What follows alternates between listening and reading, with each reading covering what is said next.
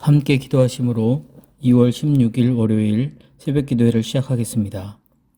사랑의 하나님 감사합니다. 오늘도 우리에게 새날을 허락하여 주시고 기도로 하루를 시작하게 하심에 감사를 드립니다.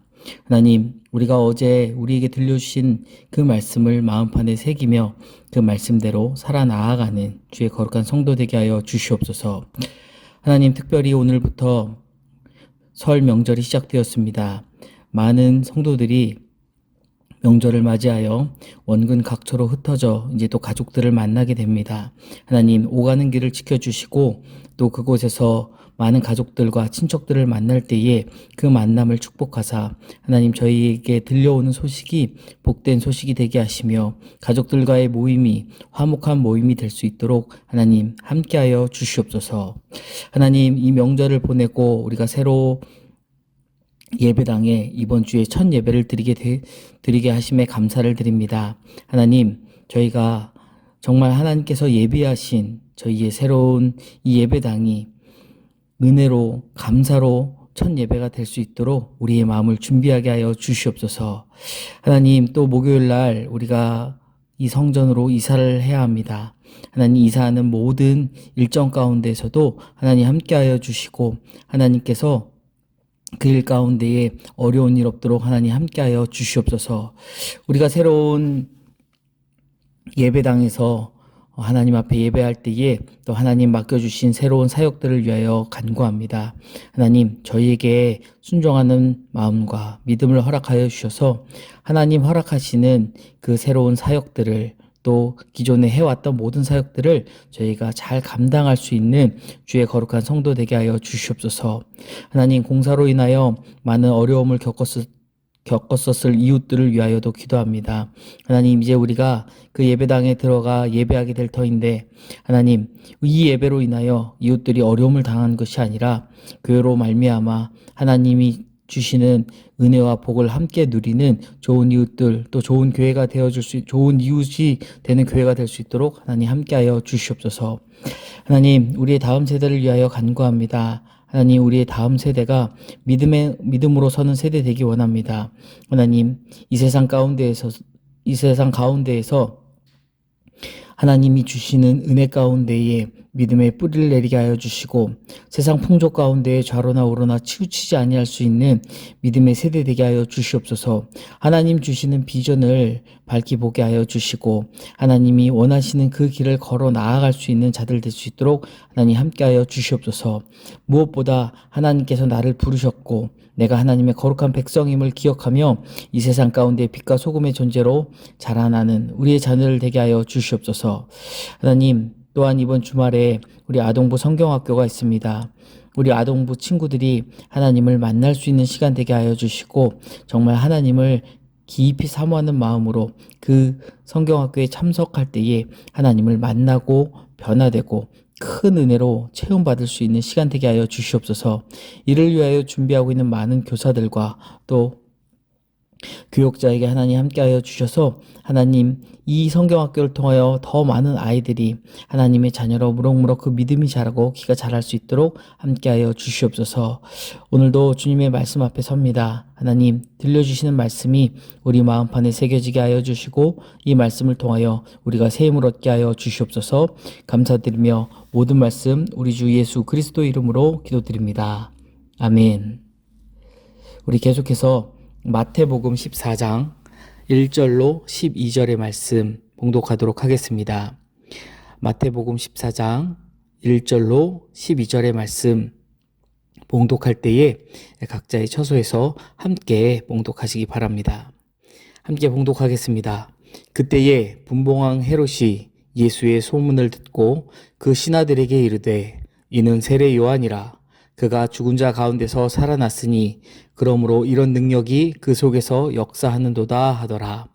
전에 헤롯이 그 동생 빌립의 아내 헤로디아의 일로 요한을 잡아 결박하여 옥에 가두었으니 이는 요한이 헤롯에게 말하되 당신이 그 여자를 차지한 것이 옳지 않다 하였음이라. 헤롯이 요한을 죽이려 하되 무리가 그를 선지자로 여김으로 그를 두려워하더니 마침 헤롯의 생일이 되어 헤로디아의 딸이 연석 가운데서 춤을 추어 헤롯을 기쁘게 하니 헤롯이 맹세로 그에게 무엇이든지 달라는 대로 주겠다고 약속하거늘 그가 제 어머니의 시킴을 듣고 이르되 세례 요한의 머리를 소반에 얹어 여기서 내게 주소서 하니 왕이 근심하나 자기가 맹세한 것과 그 함께 앉은 사람들 때문에 주라 명하고 사람을 보내어 옥에서 요한의 목을 베어 그 머리를 소반에 얹어서 그 소녀에게 주니 그가 자기 어머니에게로 가져가니라. 요한의 제자들이 와서 시체를 가져다가 장사하고 가서 예수께 아뢰니라. 아멘. 오늘 본문에는 세례 요한의 죽음에 대한 내용이 기록되어 있습니다. 특별히 저자인 마태는 이 사건을 다른 복음서에 비해 굉장히 자세하게 기록하고 있습니다. 1절에 헤롯이 요한에 대한 이야기를, 예수님에 대한 소문을 들었다라고 하는데, 여기에 헤롯은 예수님이 태어났을 때의 헤롯, 그러니까 대헤롯의 아들인 갈릴리 지역을 통치하는 본문의 분봉왕으로 표현되었는데 헤롯 안티파스였습니다. 예수님과 세례 요한이 전하는 그 내용이 상당히 비슷했기 때문에 헤롯은 예수님의 그 활동이 굉장히 신경이 쓰였을 것이라 생각되어집니다. 심지어 이 헤롯은 예수님이 죽은 세례 요한이 살아난 사람이라고까지 생각을 했다라고 오늘 본문 2절은 말씀하고 있습니다. 왜냐하면 예수님이 능력을 행하셨기 때문이죠. 여기서 이 능력은 죽은 요한이 예수님으로 살아난 능력을 뜻하는 걸로 보여집니다. 헤롯은 누군가의 능력으로 죽은 요한이 이 예수라는 사람으로 환생했다고 믿는 것으로 보여집니다. 이제 3절부터 11절의 내용은 마태가 시간을 거슬러 올라가서 헤롯이 요한을 어떻게 죽였는지 그 내용을 설명하고 있습니다. 요한은 헤롯이 자기의 형제였던 이 빌립의 아내와 결혼한 문제를 지적했었죠. 이에 헤롯은 요한을 체포하고 투옥했습니다.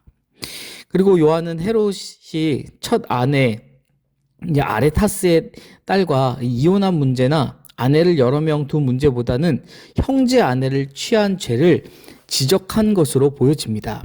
왜냐하면 레위기 18장이나 20장에 보면 이 내용들이 명확하게 율법에 금지되어 있는 내용으로 나오기 때문에 그렇습니다.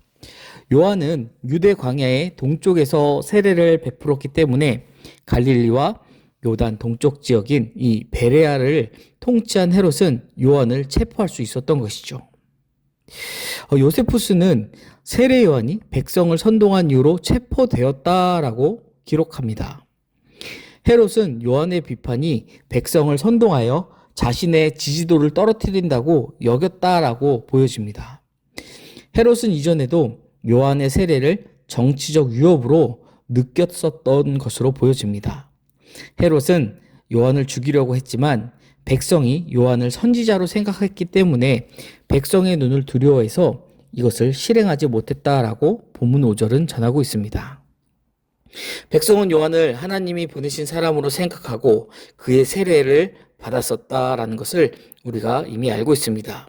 실제로도 세례 요한은 선지자였다라고 후에 21장 26절은 우리에게 말씀합니다.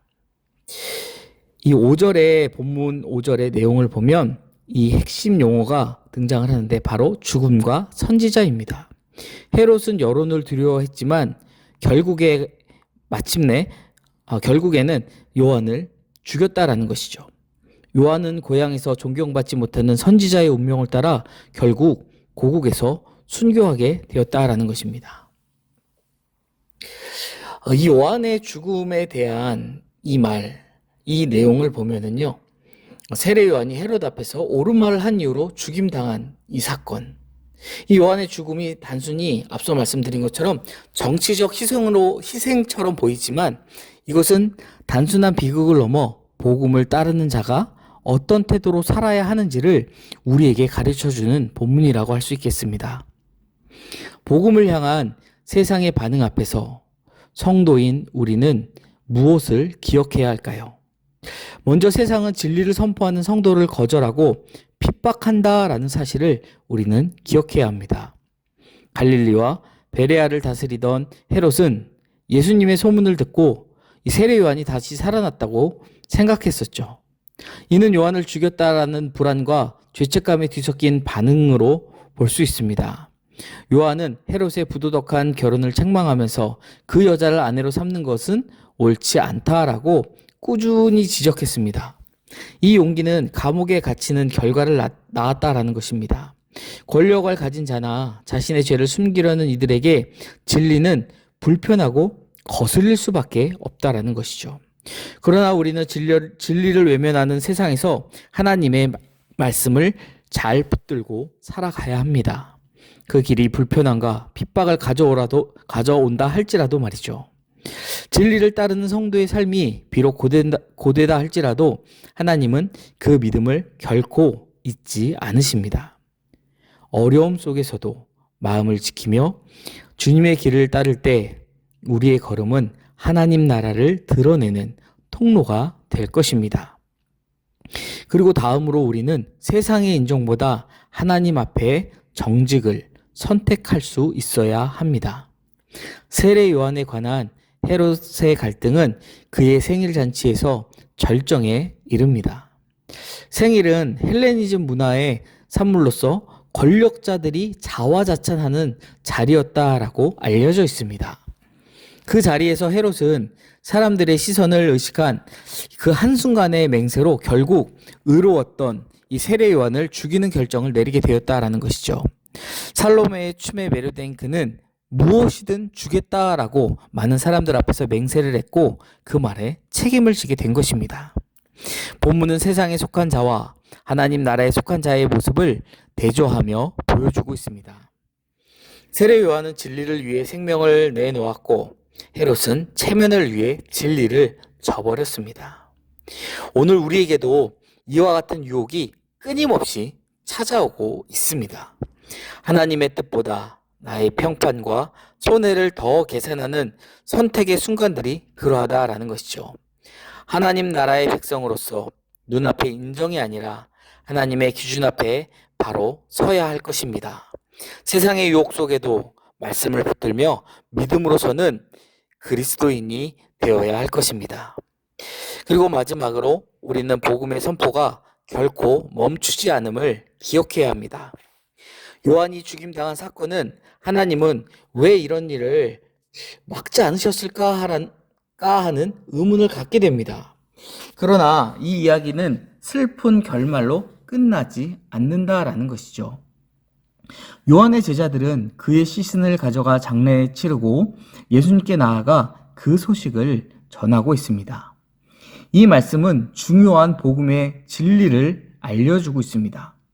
비록 이 복음이 거절당할 수는 있지만 결코 멈추지 않는다는 사실이죠.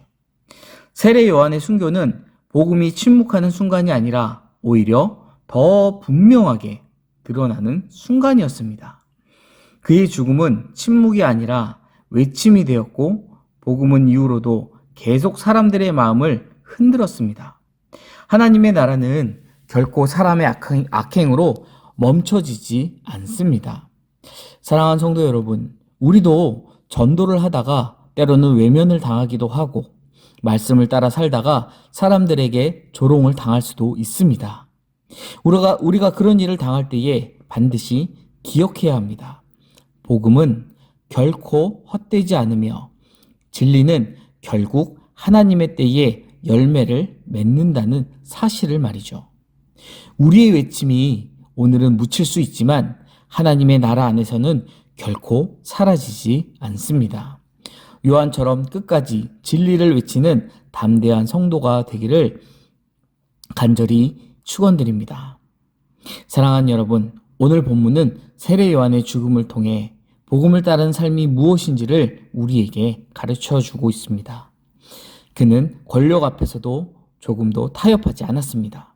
오늘 우리도 진리를 선포할 때 오해받거나 거절당할 수 있을 것입니다. 그러나 하나님 나라의 백성은 사람의 시선이 아니라 하나님의 말씀을 따라 사는 사람들입니다. 복음은 침묵할 수 없는 생명의 메시지입니다.